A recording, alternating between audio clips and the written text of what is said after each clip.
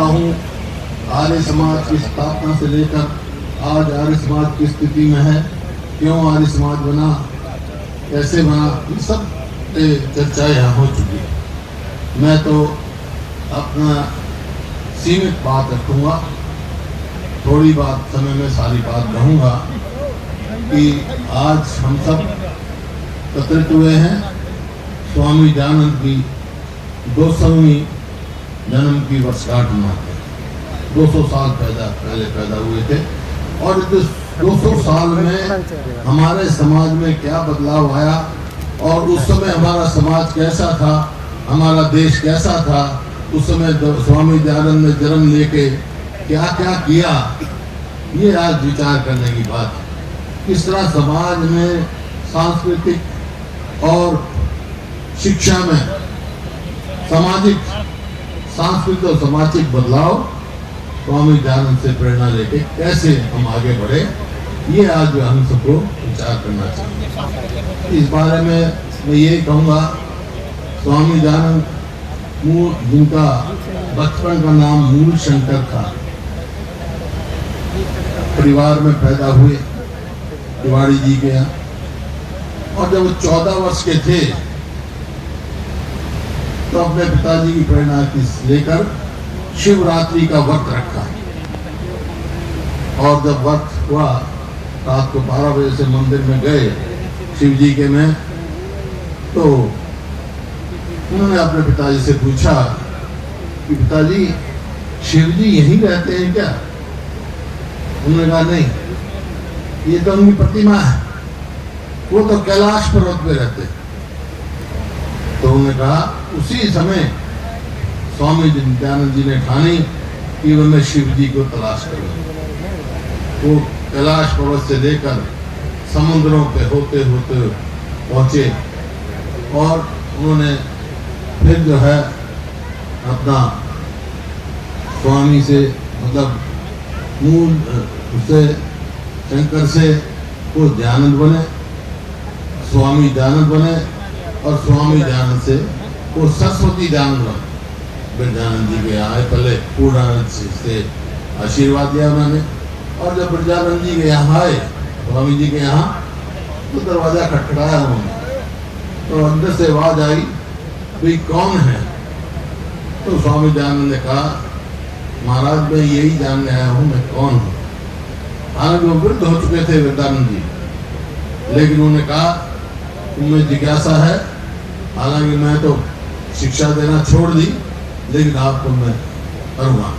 2.5 साल उन्होंने कड़ी मेहनत करी, उनको वेदों से तो उनको बताया, वेद समझाए पढ़ाए, और 2.5 साल के बाद जैसा स्वामी जी कह रहे थे, वो जब गुरु दीक्षिणा लेकर लौंग लेके गए तो उन्होंने कहा क्या लाए हो दयानंद?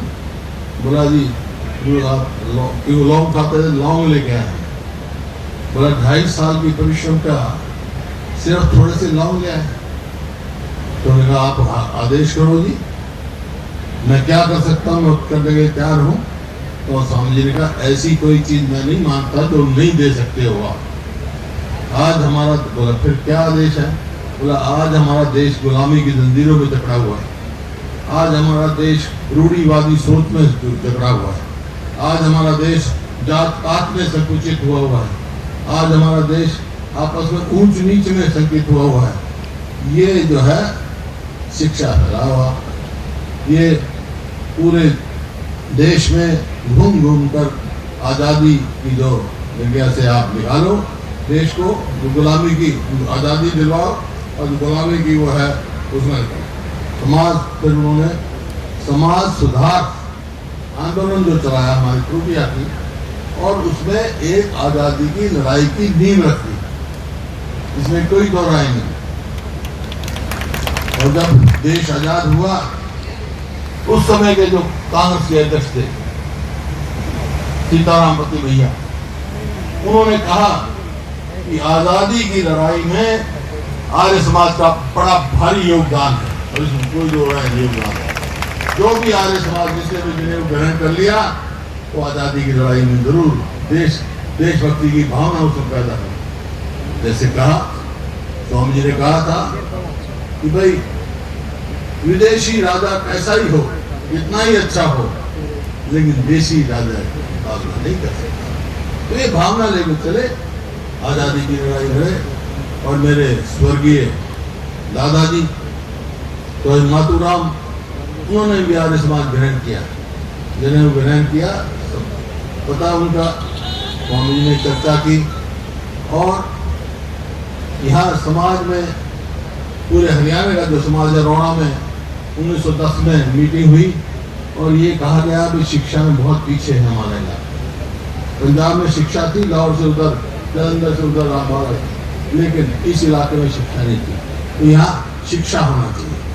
और ये देखकर एक तो संस्था, शिक्षा की संस्थान की स्थापना हुई लाहौर में, DAV के नाम से, जो मैनेजमेंट कमेटी बनी, उसमें जो कमेटी के सदस्य थे, आप जब बनी शुरुआत के, तो मेरे बड़े दादा डॉक्टर रामजी लाल थे लाहौर में। और यहाँ रोहतक में जो संस्था बनी, उसके संस्थापक प्रधान मेरे स्वर्गीय दादा चौधरी मातूराम थे और उनके सेक्रेटरी संस्था के चौधरी छोटू राम थे। और वो संस्था चली और जो शिक्षा का प्रसार हुआ बहुत अच्छे, तो उसका शिक्षा संस्था बनी, लेकिन उसमें कोई ये रुकावट नहीं थी कि कौन सी जाति का हो, सबको सम्मान मिलता, बहुत लोगों की शिक्षा थी। इस प्रकार से ये चेतना, सामाजिक चेतना, सांस्कृतिक चेतना, सांस्कृतिक ज्ञान, सामाजिक ज्ञान, तो ये सब जो है स्वामी दयानंद की प्रेरणा से हमने लिया। आज मेरे को इस बात का बड़ी खुशी है कि सरदार कुलतार सिंह जी के सपुत्र शहीद भगत सिंह के भतीजे रंजीत भी हुए साथ। ये परिवार और हमारा परिवार का बहुत गहरा लगाव रहा है। लाला लाजपत राय के पिता, स्वर्गीय पिता मुंशी राधाकृष्ण रोहतक में पर्शियन भाषा के टीचर थे और वो मेरे दादा के टीचर, लाला लाजपत राय के स्वर्गीय पिता। तो इस वजह से बहुत गहरा संबंध हुआ। आर्य समाजी थे। और क्योंकि शहीद भगत सिंह का, सरदार अर्जुन सिंह, सरदार कृष्ण सिंह लेकर, वो भी बड़ा आर्य समाजी परिवार था, तो बहुत ज्यादा लगा हुआ। और उसी वजह से जब सरदार अजीत सिंह ने, जो उनके चाचा थे शहीद भगत सिंह के, उन्होंने जब किसान आंदोलन, किसान की आवाज का एक मूवमेंट छेड़ा, पगड़ी संभाल जट्टा, तो हमारे यहाँ इलाके में आए। और जब उनको अंग्रेजी सरकार ने वारंट दिए, 1 महीना हमारे गांव सांगी में मेरे दादाजी के साथ रहे सरदार अजीत सिंह। अभी इकट्ठे उनका सजा पानी हुई तो सरदार अजीत सिंह भाग चले गए, बेल्जियम रहे और जगह बहुत जगह रहे। 1947 में क्योंकि भगत फूल सिंह ने की सोच थी, स्वामी दयानंद से प्रेरणा लेके, ये महिलाओं को जब तक बराबर में शिक्षित नहीं होंगी, हम आगे नहीं जा सकते। तो ये सोच जो है, ये आज हमारे को फिर से फिर आगे बढ़ना है। तो रूढ़िवादी सोच उसको बदलना है। जब मैं मुख्यमंत्री पद के लिए चुना गया, तो उन्होंने कहा भाई कौन सी तिथि को वोट लेनी है आपने। तो मैंने जो तिथि बताई, तो उन्होंने कहा, किसी ने कहा, मेरे साथी ने, उस दिन तो शनिचरवार है। तो मैंने कहा शनिचरवार तो है, लेकिन उस दिन पूरा जो अपने देसी महीने में स्वामी दयानंद का जन्म दिवस है, तो भाई मैं तो वोट लूंगा। उसी दिन वोट ली मैंने, तो रिकॉर्ड की बात है। और जो भी प्रयास हो उसका, उनसे प्रेरणा लेके समाज की जो त्रुटियां थी, रूढ़िवाद की सोच थी, उसमें बदलाव की कोशिश की। लेकिन फिर आज फिर जरूरत है, हमारे को स्वामी दयानंद की जरूरत है। जैसे हमारी बेटी कह रही थी कि फिर से जरूरत है, फिर से उन्हीं अंधविश्वास में हम फंसते जा रहे हैं, उन्हीं जात पात में हम फंसते जा रहे हैं, उन्हीं ऊंच नीच में हम फंसते जा रहे हैं। इससे दूर होना है इंसान भगवान ने पैदा किया है, सब इंसान पैदा किए हैं, ये लेकर आपको चलना है।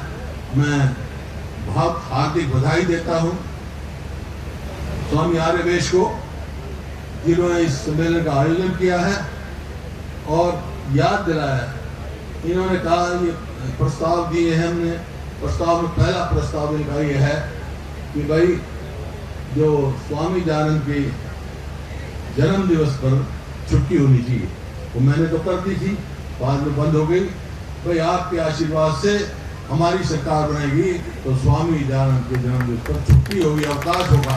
इस वास्ते नहीं कि छुट्टी होनी है, लेकिन स्वामी दयानंद की जो सोच थी, उनकी शिक्षाओं से प्रेरणा लें और समाज में हम शिक्षा फैलाएं। इस वास्ते हम चाहते हैं कि उनकी दी हुई शिक्षा पे हम आगे बढ़ें, कदम बढ़ें और सब मिलजुल कर 36 बिरादरी एक होकर हम अपने समाज को, प्रदेश को और देश को मजबूत करें, जो उन्होंने कल्पना की थी स्वामी दयानंद ने, कि जिस तरह गुलामी की जंजीरों से छुड़ाने का उन्होंने प्रेरणा दी और लड़ाई लड़ी पूरे आज़ादी की।